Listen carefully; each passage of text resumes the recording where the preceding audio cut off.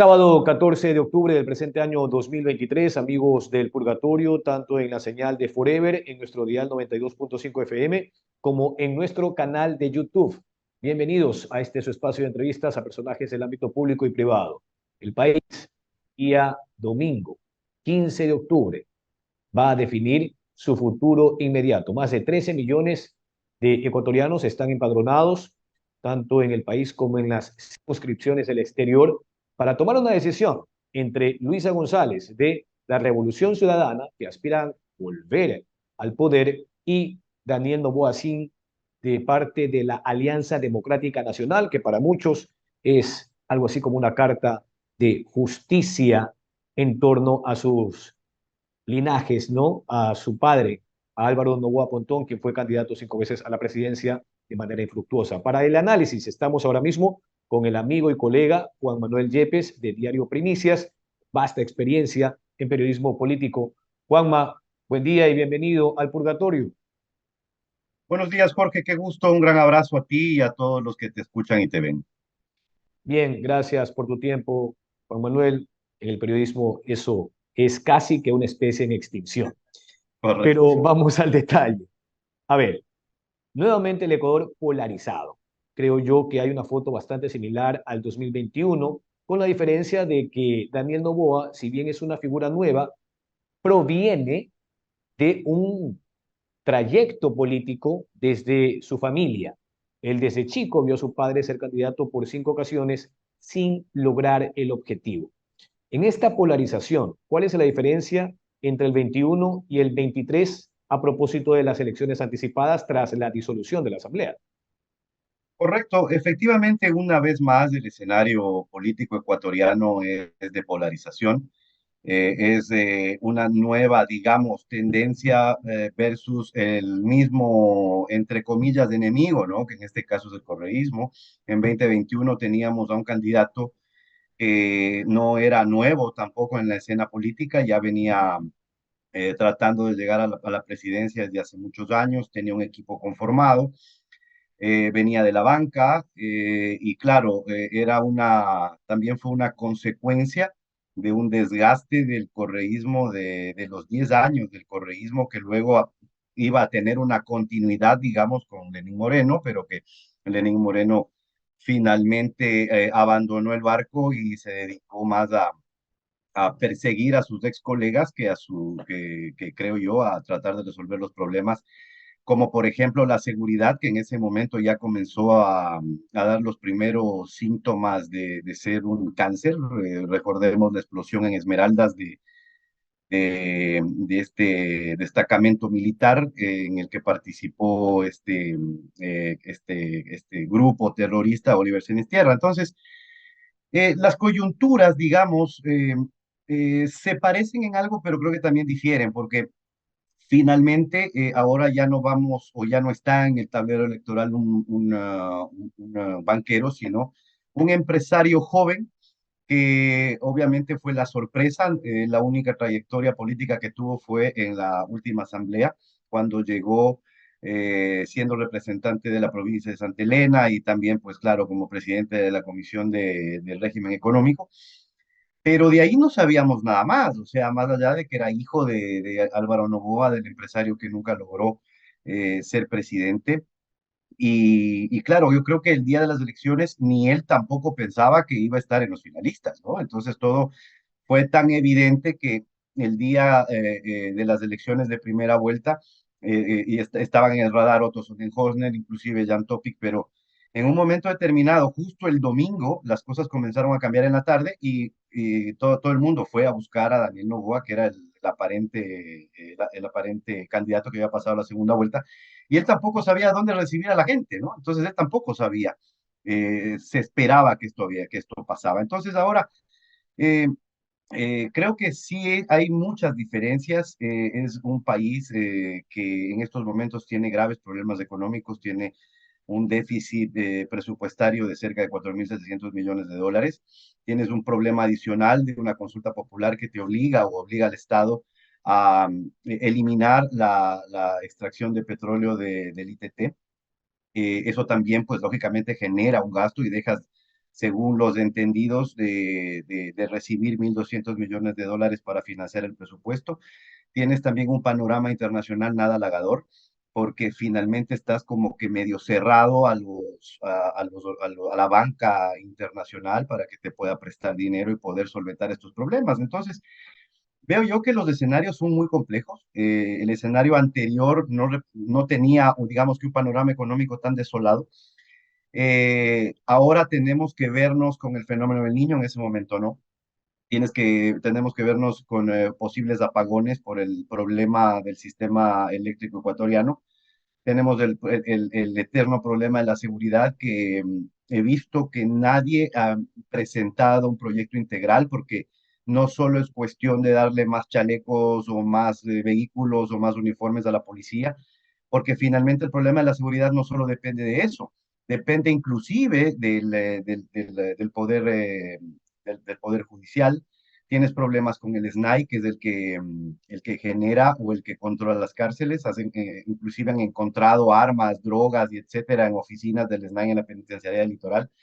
Entonces te das cuenta que el crimen organizado ha permeado, ¿no? Todos los poderes del Estado. Entonces, este es, creo yo, un momento bastante sui generis en la historia ecuatoriana, que no veo que los candidatos, los dos que han pasado a la segunda vuelta, hayan explicado a la gente cómo van a resolver estos problemas. ¿Cuál es, en 17 meses o en un año y medio? No se va a poder resolver en su totalidad un problema tan grave, pero tampoco han dicho cuáles van a ser sus acciones inmediatas que van a poder al menos ayudar o estabilizar el país en 2025, cuando también otra vez iremos a las urnas y veremos con qué panorama, ¿no?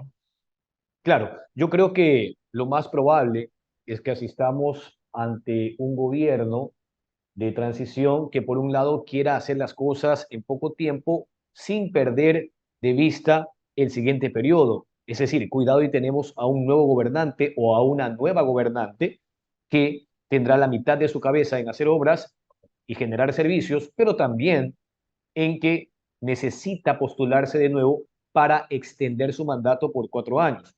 En el tema de seguridad, Manuel, bien decías que eventualmente esto no solo se soluciona con más armas, fusiles, patrulleros y chalecos antibalas.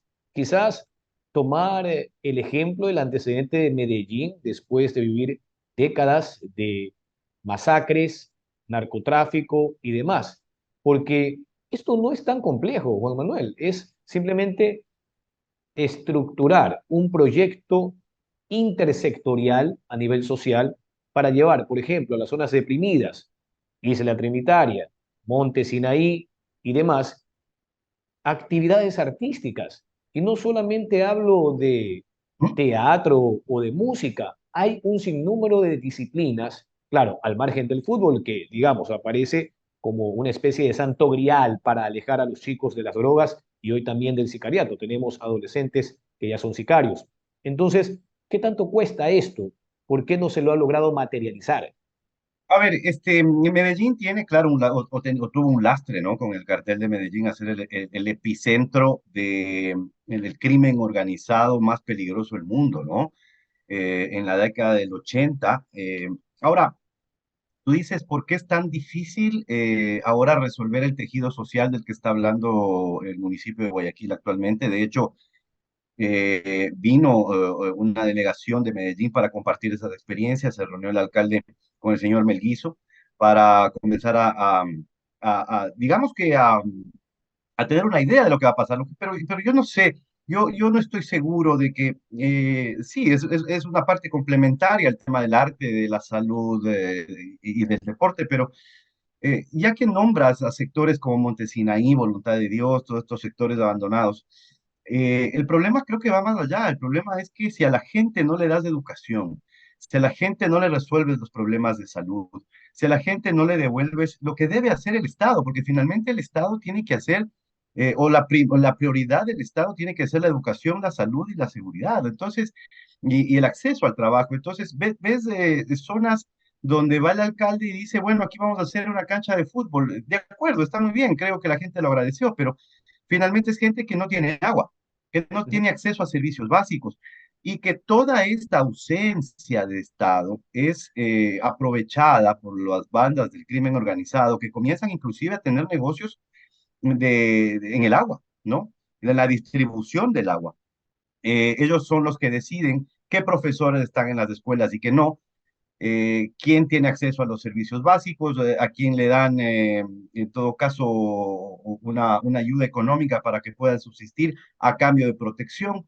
Entonces, esto es una consecuencia, digamos, de años, es una consecuencia de años de abandono que creo que se pueden comenzar al menos a resolver, ¿no? Comenzar a resolver este tema de darle una vida digna a las personas y que claro, con actividades lúdicas, como tú acabas de mencionar hace un momento, puede ser que los niños y la nueva generación, porque yo lamentablemente pienso que ya tenemos una generación perdida. Y eso es una responsabilidad del Estado, ¿no? La generación perdida, la que ha sido cooptada por, por las bandas criminales, la que ha sido cooptada por la violencia, es una generación perdida. Creo que debemos comenzar a trabajar con los niños de ahora, ¿no? Que inclusive los niños son víctimas y ya inclusive actores importantes del crimen organizado en el microtráfico de drogas. Entonces, Medellín, no sé, no tengo todavía los datos de cómo comenzó a resolver ese problema. Recuerda que el inicio también pudo haber sido cuando muere Pablo Escobar, que ya tienes inclusive, ya tenías en ese momento al crimen organizado o al cartel de Medellín, digamos que atomizado, ¿no es cierto? En algunas bandas que unos ayudaban inclusive a la policía y la policía con el acompañamiento de los Estados Unidos, ya también comenzaron a desarmar un poco estas bandas, los Pepes, por ejemplo, que aparentemente ayudaron a ubicar a Escobar. Entonces son momentos distintos. En Ecuador, en cambio, tienes una guerra del crimen organizado muchas veces que no sabes dónde están o quiénes son o cómo actúan. Sí, yo creo que si no fuera por el trabajo que hacen o que hacemos los medios de comunicación en general, la ciudadanía no podría entender cómo funcionan, qué está pasando con esta gente, dónde están sus intereses. Entonces, creo que es un problema ya diferente. No es lo mismo la década del 80 que tenía inclusive en el concierto internacional, una realidad distinta a lo que estamos viviendo ahora. Ahora, pues, tenemos influencias, no solo es una cuestión de bandas nacionales que facilitan la logística del narcotráfico y del crimen organizado, sino que tenemos una relación directa con las bandas criminales internacionales como las mexicanas, por ejemplo, o como la de los Balcanes. Entonces, cuando te das cuenta que hace algunos años las mafias europeas llegaron a Ecuador a comprar empresas lícitas, ¿no? Ligadas a una serie de industrias, pero para usarlas como mecanismos de narcotráfico, de exportación de drogas en los contenedores hacia Europa, Centroamérica y Estados Unidos, y no nos dimos cuenta. Entonces, quiere decir que el asunto es mucho más complicado de lo que podría parecer, ¿no? Entonces, está bien, si podríamos comenzar con la nueva generación a lo que tú dices, a recomponer el tejido social. Sin embargo, esto no creo que va a ser suficiente, ¿no? Porque finalmente yo especulaba y pensaba y decía, bueno, les das 5 canchas de Montesinaí, pero esas 5 canchas en un momento determinado van a ser controladas por las bandas del crimen organizado, porque ellos son los que te van a decir quién entra y quién no entra, ¿no? Porque hasta ahí llegan. Entonces, creo que el Estado ha sido muy ciego en lo que está pasando, ¿no? El tema es mucho más grave y no veo respuesta contundente para al menos comenzar a resolverlo, ¿no? Bueno, creería que sí hay alguna similitud en torno al escenario de Medellín. Hablo por los atentados, por las extorsiones, las vacunas. Esto creció acá de manera desproporcionada. Me acuerdo que entre el 19 y el 20, es decir, en la antesala de la pandemia, estaban unos primeros casos en la calle Ayacucho con los dueños de estos locales que venden accesorios vehiculares, no son importadores, y claro, tienen un alto flujo, en efecto, pero se desató en los últimos 2 años medio.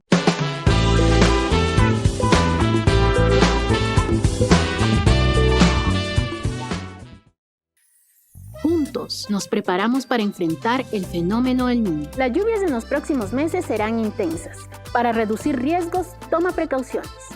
Limpia los desagües de tu casa. No arrojes basura en calles ni alcantarillas. Mantén los sumideros y drenajes de tu barrio limpios para que pueda correr el agua. Sigue las instrucciones de tus autoridades locales e infórmate sobre el programa de prevención y zonas seguras. Más preparados, más seguros, más unidos. Gobierno del Ecuador. Guillermo Lasso, presidente. Nuestro trabajo continúa. Autorización número 3192. Elecciones anticipadas 2023 y consultas populares Yasuní y Chocó Andino.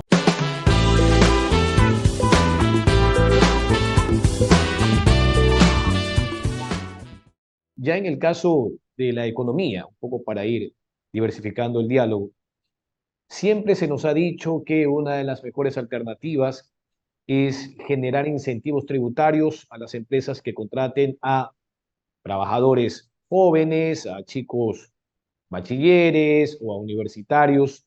Es lo que plantea Noboa. En el caso de Luisa González, habla de tomar 2.500 millones de dólares de la Reserva Internacional, que dicho sea de paso, para concretar eso, primero debe de pasar por la Asamblea con un proyecto de ley que desmonte la prohibición establecida en la última etapa del gobierno de Lenín Moreno para poder ejecutar esa acción. Y eso está incluso en el Código de Finanzas Públicas, ¿no? De Planificación y Finanzas Públicas. En la práctica, ¿cuál es la salida ideal? Porque hoy tenemos una población económicamente activa de más de 8 millones de ecuatorianos, pero 5 millones y medio no tienen un empleo adecuado. Es decir, menos del 40% tienen la bendición de contar con un empleo que implica derechos y beneficios de ley como horas extras, 13º sueldo, 14º sueldo, lo mismo con todas las compensaciones establecidas a nivel de la afiliación al Seguro Social. Correcto. A ver, de todas maneras, tú has dicho algo importante. A ver, si tomamos en cuenta que el déficit presupuestario puede llegar a 5.000 millones de dólares, en el mejor de los casos, cualquiera de los dos candidatos que puedan acceder a 1.200, 2.000 millones de dólares de las reservas, eh, ¿qué va a pasar con el saldo? O sea, eso es pan para hoy, hambre para mañana, ¿no? Porque además dice, sí, vamos a generar un ambiente o un clima para garantizar la inversión extranjera o inclusive generar empresas que puedan dar empleo a la gente, pero para eso también tienes que ligarla con la seguridad jurídica ecuatoriana. Cuando tienes un poder judicial cuestionado, cuando tienes una serie de procesos contra los propios jueces, que son los que tienen que garantizar la seguridad jurídica en el país, cuando tienes una carta de presentación de despilfarro de dinero, ¿no? Porque finalmente esto nos cuesta una calificadora de riesgos en el extranjero. Y cuando estás sobreendeudado, porque ya tanto el Fondo Monetario Internacional como el Banco Mundial, pues ya no nos van a financiar o no nos van a prestar plata, salvo que nosotros hagamos una serie de ajustes. Cuando tienes también un número o una cantidad de subsidios tan alta como tiene Ecuador, que obviamente no merece con los ingresos o no está directamente, no tiene ninguna relación con los ingresos, entonces es fácil decirlo. Es fácil decir, queremos generar esto para poder echar adelante la economía, pero insisto, el último mes de este año, Ecuador va a tener el embate del fenómeno del Niño. No sé cuánto va a costar eso al Ecuador. Y eso es una de las primeras cosas que va a tener que resolver el gobierno. Entonces, tienes también un problema en la generación eléctrica y ya el fantasma de los apagones está comenzando a aparecer. Entonces, todo esto suma y se une a un clima adverso que inclusive que yo creo que el nuevo gobierno va a tener que disipar. porque el trabajo o las fuentes de trabajo, ayer vimos un ejemplo, el día viernes vimos, o el día jueves, perdón, vimos un ejemplo claro de esto cuando esta empresa hizo un llamado a la gente que no tenía empleo para que deje su carpeta, lo cual me pareció muy mal manejado porque ya con las nuevas tecnologías puedes simplemente pedir currículums por correo y luego seleccionar a las personas, llamar a los seleccionados, que era lo lógico, pero en fin, ayer, el día jueves nos dimos cuenta de la desesperación, porque Guayaquil es la ciudad que tiene el más alto índice de empleo no adecuado, ¿no? De gente que está, más del 50% no tiene un empleo fijo. Entonces, ese es el nivel de desesperación que se vive en el Ecuador y que creo que el gobierno, no es que el gobierno llama a las empresas, dicen, bueno, ya estoy yo acá en Carondelet, venga la inversión. Entonces, pero los inversionistas dicen, bueno, pero ¿qué me garantizas? ¿No? Por ejemplo, muchas empresas han cerrado porque o han decidido reducir sus operaciones por el tema de la seguridad. O sea, si tú ves, el tema de la inseguridad en el Ecuador es transversal, tiene que ver con todo, tiene que ver con que la logística de las empresas se ha visto afectada por este tipo de cosas. Las extorsiones han llegado a las grandes empresas, ¿no? Las empresas que van a dejar productos de primera necesidad a los barrios más peligrosos de Guayaquil, etcétera. Entonces, tienes un montón de cosas que que vas a tener que resolver y respuestas que no has dado, ¿no? Para comenzar con esto. Entonces, yo no estoy tan seguro que la solución inmediata sea disponer de las reservas, porque como insisto, si tienes un déficit de 5.000 y a duras penas vas a poder acceder a 1.200 y vas a tener y ya no tienes el ingreso petrolero del bloque ITT. Y tienes que además de no tener ese ingreso petrolero, además vas a tener que pagar el asunto de desmovilizar toda esta maquinaria, ¿no? Entonces, es complicado, yo lo veo muy complicado, no creo que se resuelva tan rápido así o se resuelva de esa manera. Si es que, por ejemplo, ganaría el correísmo, podría tener un poco más fácil el trabajo en la asamblea, porque si bien no tiene una mayoría aplastante, pues tiene el bloque mayoritario de legisladores en el Ejecutivo. Noboa, si llega al gobierno, pues se va a enfrentar contra exactamente eso, esa maquinaria correísta. Además, todavía no se ha podido al menos ver qué va a pasar con el bloque del PCC, qué va a pasar con los demás bloques, con el bloque cómo es de gente buena y construye, todavía están en el aire. Entonces, creo que ahí va a estar el problema, ¿no? Hay que mandar a la Asamblea proyectos económicos urgentes, pero si gana Noboa, pues va a enfrentarse con una muralla bastante complicada. Claro, el asunto es que con tan poco tiempo, Juan Manuel, yo creería que tendrán que supeditarse a un par de proyectos que ataquen los problemas neurálgicos y los estamos analizando en este momento, inseguridad y generación de empleo, porque si vamos al detalle también, Juan Manuel, y yo creo que por ahí también debe de ir el análisis, si hay sectores que han crecido exponencialmente, primero en pandemia, hablo de farmacéuticas, hablo de farmacias, hablo de proveedores de Internet, hablo de los mismos supermercados. Y ahora, en este momento, las empresas que están creciendo son las que generan servicios de seguridad, guardianía privada, venta de armas, chalecos y demás. Entonces, hay que buscar el justo equilibrio. Si vemos que hay sectores que crecen por un lado y otros que están estancados, hay que enfocar entonces allí los esfuerzos para, a través de distintos mecanismos que pueden ser jurídicos o administrativos, provocar que esas empresas contraten a más gente. Mucho se ha hablado del costo operativo laboral en el Ecuador, es lo que siempre se escucha desde los gremios. Pero ¿es muy alto el costo operativo laboral en el país?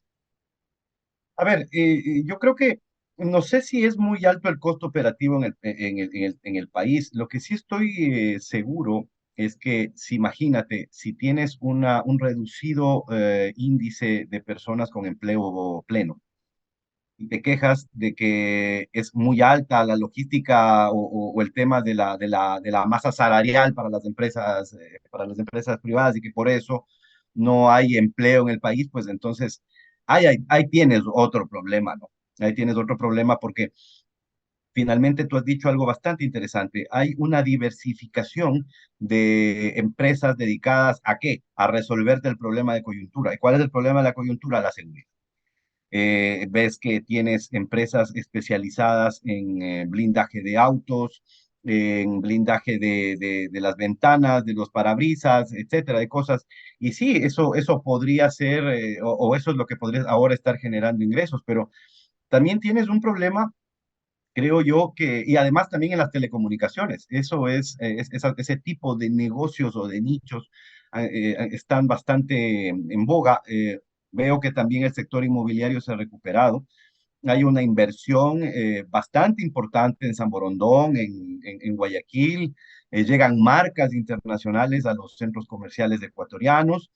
Entonces, puede haber por ahí una respuesta. El problema es que siempre estamos disparando para todos lados y no nos concentramos en por dónde puede ir la solución. Eh, ¿Qué significa para el país, por ejemplo, ese tipo de inversión? ¿Cuánto genera? ¿Cuánto genera y cómo lograr atraer o seguir atrayendo esa inversión? Y cuál es el secreto, que es lo importante, ¿no? ¿Cómo ahora, por ejemplo, uno a veces se hace esas preguntas con todos estos problemas que estamos teniendo ahora, históricos, que nunca hemos tenido acá en el país? Pues sin embargo, todavía sigues viendo que que hay unas grandes marcas. Están ahora los Maserati que se están vendiendo en San Borondón, marcas internacionales bastante importantes cuyos costos de sus productos son altísimos, ¿no? Eso también me genera una duda. No quiero especular, pero finalmente creo que aquí en el Ecuador muy pocas personas van a poder pagar el precio de un Maserati. No sé quiénes lo compran, ¿no? Pero finalmente si es que lo compran, si es que tú te compras un carro de esa alta gama, pues también te expones a que te lo roben o etcétera, ¿no? Pero finalmente creo que hace falta la hoja de ruta, como en todo, ¿no? Está bien, a ver, ¿por dónde Ecuador va a explotar? ¿Qué tipo de mercado va a explotar? ¿Por dónde nos vamos? No que estamos disparando por un montón de lados, ¿no? O sea, todo desde una óptica no integral, sino una óptica que va por muchos lados, pero no logramos formar una política de Estado para saber a dónde vamos, ¿no? Para saber qué es lo que queremos hacer, qué vamos a exportar, qué vamos a importar, ¿no? Que ese es un problema también. El problema de las exportaciones ecuatorianas ha reducido. El sector bananero tiene un problema bastante complicado por el tema del narcotráfico y ha estado bastante cuestionado este sistema de cupos para las exportaciones, que también les ha generado problemas. El sector camaronero y acuicultor también ha anunciado que su situación han reducido, que su situación es muy complicada. Entonces, ¿qué vamos a hacer como Estado? ¿Qué va a hacer el Estado para resolver esos problemas? Porque finalmente son empresas que te generan mucho dinero y que generan mucho trabajo, ¿no? Entonces, ¿qué vas a hacer con esto? ¿Cómo vas a proteger la industria nacional versus cómo es frente al embate a la delincuencia y cómo vamos a potencializar estas nuevas empresas para lograr tener ingresos para el Estado? Eso es importante. Eso es Bien, importante porque finalmente el SRI necesita cobrar impuestos, ¿no? Y esos impuestos tienen que por ley traducirse en servicios. Y eso es lo que no hemos visto. así es. Bueno, vamos a concluir ya, Juan Manuel, nos quedan los últimos 3 minutos. Y la pregunta es, el día de mañana, domingo 15 de octubre, la votación se va a ir por la nostalgia, el hartazgo o la esperanza de un cambio. Yo veo, es que yo veo que finalmente sí va a haber mucho voto rechazo, ¿no? Últimamente esa ha sido la tendencia, en Quito fue esa tendencia, en Guayaquil creo que en las últimas elecciones seccionales hubo esa tendencia. No sé si realmente el ecuatoriano vota por esa o es apasionado por una tendencia, sino que creo que siempre estamos jugando a este juego macabro, ¿no? De, bueno, este es malo, pero este es peor, entonces vamos a ver cuál de los dos, ¿no? ¿Un juego de Entonces, supervivencia? es un juego de supervivencia, correcto, exactamente es un juego de supervivencia. Entonces, yo creo que mañana el panorama, las encuestas, por ejemplo, ya se han equivocado muchas veces. Yo no suelo creer mucho en las encuestas. Vamos a ver, dicen o hablan de que hay una diferencia bastante estrecha entre los dos, que no, que tal vez mañana se va a hacer bastante complicado, al menos en las primeras horas, saber quién pasa o quién ganó las elecciones, pero vamos a ver qué pasa con el Ecuador, que ahora está buscando un camino, un futuro, y vamos a ver a qué le apuesta, ¿no? Muy bien, agradecemos la exposición, los criterios y posturas de nuestro amigo y colega Juan Manuel Yepes de Diario Primicias. Hemos intentado dibujar el panorama electoral para que ustedes, que son los que tienen al final ese poder, puedan ponderar el voto. Y es lo que siempre hacemos, tratar de encender luces, generar contrastes, pero las conclusiones son de los electores. Juan Manuel, gracias por tu tiempo, un fuerte abrazo, cuídate mucho, ¿no? Gracias, un fuerte abrazo, Jorge, como siempre, y saludos a la gente que te ve y que te escucha. Igualmente, un abrazo. Con ustedes, amigos, muchas gracias por su atención. Esto ha sido El Purgatorio. Hasta la próxima. Juntos nos preparamos para enfrentar el fenómeno del niño. Para evacuar, ten lista la mochila de emergencia. Agua, galletas, atún, cobijas, linternas, silbato, ropa, velas, fósforos, repelente, medicinas y tu cédula. Antes de salir, desconecta los electrodomésticos. Cierra las llaves de agua y gas. Sigue las instrucciones de tus autoridades locales e infórmate sobre el programa de prevención y zonas seguras. Más preparados, más seguros, más unidos. Gobierno del Ecuador. Guillermo Lasso, presidente. Nuestro trabajo continúa. Autorización número 3190. Elecciones anticipadas 2023 y consultas populares Yasuní y Chocó Andino.